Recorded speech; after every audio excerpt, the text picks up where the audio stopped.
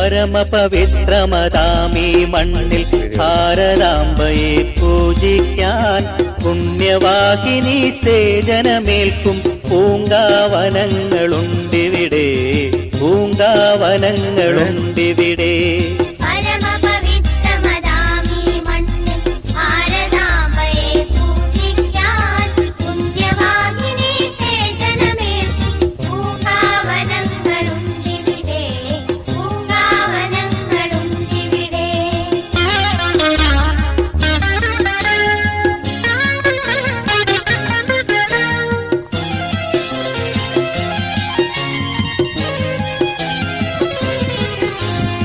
ഇലയും ഇതളും പൂവും മുട്ടും ചിറുത്തെടുത്തർപ്പിച്ചിടാൻ